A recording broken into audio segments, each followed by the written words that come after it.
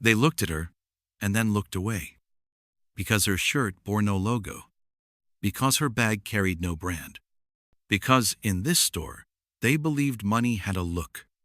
But what they didn't know was that the woman without the designer purse was the very face behind a global fashion campaign that sold out around the world. The boutique sat in the heart of the city's financial district, where every handbag came with a wait list, and the lights inside reflected brand logos more brightly than the eyes of the people selling them. Outside, the sidewalk flowed with pointed heels, Italian silk ties, and shoulder bags with logos bigger than their owner's pride. And then, a woman stepped through the door. She wore a plain white t-shirt with no visible brand, dark denim jeans, and spotless white sneakers. So clean, it was hard to tell whether she was underdressed or making a statement. No bold lipstick, no oversized sunglasses, just a steady stride, and the kind of quiet self-assurance that never begs for approval. The glass door closed softly behind her. From behind the counter, a boutique associate, Rachel, appeared like clockwork, as if trained to intercept anything off script. She smiled, the kind of practiced smile that looked warm but never really reached the eyes. "Good afternoon. We're currently seeing clients with appointments only," she said smoothly. "The collection on display today is reserved for our VIP members." Her tone wasn't aggressive, just precise, the unspoken message. "We have standards. You don't match anyone who's ever met them." The woman gave a polite nod. "I understand. I just wanted to see the sand leather tote limited. Oh, 121. Rachel hesitated for half a beat, then softened her posture and lifted one corner of her mouth. "You do realize that model doesn't really suit your size, right?" The words dropped like a silk glove with lead inside. Half pity, half condescension, draped in the voice of professional styling advice. Amara smiled back, a smile so subtle it might have gone unnoticed if you weren't watching her eyes. Eyes that didn't flinch, didn't lower, didn't blink. Near the display, a white woman in an expensive suit leaned toward her friend and whispered, "I think she's in the wrong place. Zara's downstairs." The two of them chuckled, not loud enough to be reprimanded, but just loud enough to sting. Amara didn't react. She slid her hand into her jeans pocket, pulled out her phone, tapped once, and spoke in a calm, level voice. "You can let them know I've arrived." No raised voice, no edge, just a call and a truth quietly being summoned into the room. Amara slipped her phone back into her pocket and stood still, eyes fixed on the row of handbags, where the boutique lighting shimmered across the glass, like each item had its own halo. No one responded to the call. No one spoke. Instead, something quieter began to stir. A slow spiral of silent signals. Not loud, but unmistakable. The kind of spiral that says, "You don't belong here." Second wave, a whisper just loud enough to hear, just quiet enough to escape correction. "She's probably just here to snap pics for Instagram," a young staffer said with a soft laugh. "Bet she's gone in 5. Second wave, a whisper just loud enough to hear, just quiet enough to escape correction. "She's probably just here to snap pics for Instagram," a young staffer said with a soft laugh. "Bet she's gone in 5. Fourth wave, Rachel again, in full luxury associate posture. "If you're shopping for something under $1,000, I'd be happy to show you some pieces from our previous collections. They're perfect for those just getting to know the brand." The words floated like cotton, but they landed like stone. There was no direct insult, just layer upon layer of implication. "You don't belong here. You are not our kind of client." Still, Amara stood tall. No smile, no bowing of her head.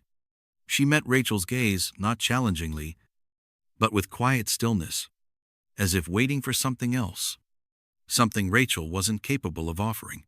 Fifth wave, Amara stepped slowly toward the main display, where the limited edition bags were staged. Rachel moved fast, suddenly reappearing between her and the glass. "I'm so sorry, there's a client trying things on in that section right now." "We're keeping that space private," she said, lightly touching Amara's arm, as though gently guiding, but firmly blocking. And then the sixth wave, the final unraveling of boutique civility. Rachel leaned toward a nearby colleague, voice lowered just enough to still be heard. "She's clearly lost. We should call security before she starts live streaming or something." Across the boutique, a shift occurred. Eyes began to glance sideways. Expressions shifted from detached to uneasy, from casual to calculating. Who was she? Why hasn't she left? What is she still doing here? Amara didn't react. No retorts, no glare, no breath of indignation. She simply lifted her chin, not in defiance, but as someone waiting for what she already knew would come. Her gaze rose toward the upper floor, to a frosted glass door glowing faintly from within. Soft golden light spilled from behind it. Upstairs, someone would recognize her. Someone who mattered. And they were about to walk out. A soft chime rang out the muted buzz of the boutique's internal phone. Brief, sharp, just loud enough for a young associate at the front to freeze mid-step. She picked up, spoke for only a few seconds. Then her face shifted from mild skepticism to barely veiled panic. She pressed a hand to her headset and rushed toward the staircase. At the back of the boutique, a frosted glass door on the upper floor slid open. A white curtain stirred gently in the air conditioning. And then, Mr. Devereaux appeared. Black suit, charcoal tie, every step brisk, but not rushed, like the only person in the building, unmoved by the boutique's glossy silence. He descended the stairs. His eyes scanned the floor, not searching, but certain of what he was about to find. And when they landed on Amara, no designer purse, no entourage, no announcement, he stopped. His gaze swept over Rachel, then returned to Amara. And then something not one associate had seen in 4 years. Mr. Devereaux bowed. "Lo, Mademoiselle Amara," he said, voice low but urgent. "Apologies for the reception. The design team has been expecting you. Please upstairs. No excuses. No explanations. Just truth acknowledged in full view." Rachel didn't move. Her face drained of its polished calm. And something beneath began to break. From the register, a whisper came, not subtle, just hushed enough to still be heard. "She's the face of Number Essence 21. The campaign, the global director called the spirit of the brand last year." A guest nearby stepped back half a pace, eyes locked on Amara. Someone else turned toward the screen above the counter, the internal brand video now playing silently. And there she was, Amara, wearing the sand-toned canvas tote, walking the streets of Paris in golden light. No posing, no performance, just the stride of a woman who knew exactly who she was. Some shoppers averted their eyes. Others held her gaze not with pity, but the weight of having just been taught something they thought they already knew. Amara said nothing. She turned toward Rachel, who now stood still, hands clasped in front of her, eyes unsure where to land. Amara offered the faintest smile, not one of triumph, but of someone who never needed to win in the first place. She nodded once to Mr. Devereaux, then walked forward, white sneakers touching down on boutique tile, like footsteps on marble, leaving behind a room full of eyes that now understood something new. That silence can be elegant, and justice doesn't always come with applause. The design room sat on the top floor of the boutique, closed to the public. No music, no smiling staff with rehearsed greetings, only quiet, and a long wooden table draped in black velvet under soft golden lighting, where unreleased prototypes waited in silence. Amara stepped in. No awe, no pride. She simply removed her sunglasses, took a seat as if she had sat there 100 times before. And, in truth, she had. Only no one downstairs had noticed. A staff member placed a sand-toned canvas leather prototype in front of her, the same silhouette that anchored the number Essence 21 campaign. Amara picked it up. Her hands moved slowly, adjusting the strap with the precision of an artist tuning a familiar instrument. Behind her hung a large abstract painting, a storm of gray, crimson, and black strokes. Its brushwork seemed random at first glance, but carried a quiet weight. In the bottom right corner, a line was engraved in small gold script. "Injustice anywhere is a threat to justice everywhere. Martin Luther King Jr." Amara read it, didn't say a word. She didn't ask for a price, didn't hesitate, because she was not here to shop. She was the one who shaped the choices, the one who turned a bag into a statement, the one the brand chose, not to sell products, but to say something greater. Downstairs, Mr. Devereaux turned to Rachel. "You should take a few days," he said evenly. "Corporate has asked that the entire team retake training on unconscious bias. But in your case, I suggest a bit of personal time." Rachel nodded.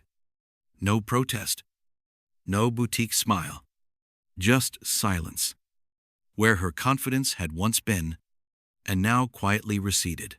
When Amara left the boutique, she carried no bag. She didn't need to.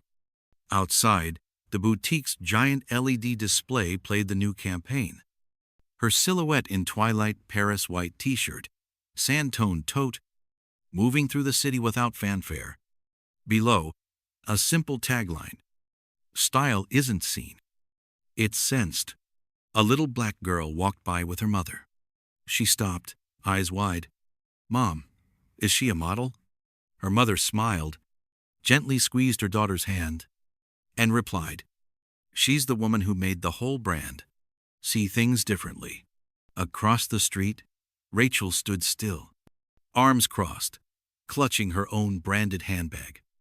But today, the bag felt lighter, like it no longer carried the weight she once thought it did. She looked into the boutique's window, and for the first time, didn't see a wrong customer.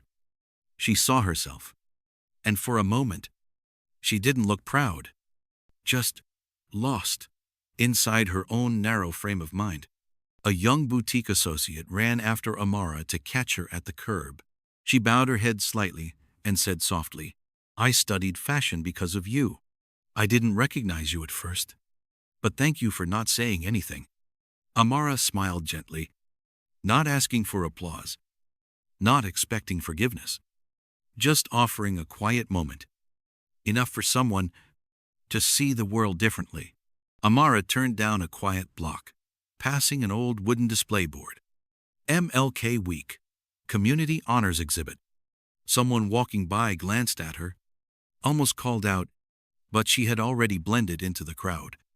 No spotlight, no title card, just footsteps, continuing forward, carrying the values she never needed to name. She wore no brand on her shirt, no price tag on her pride. And still, she changed the way they saw beauty. Sometimes, the thing that makes people change isn't a shout. It's the quiet of someone who never had to prove anything, because she always knew exactly who she was. Amara didn't need a bag to be seen.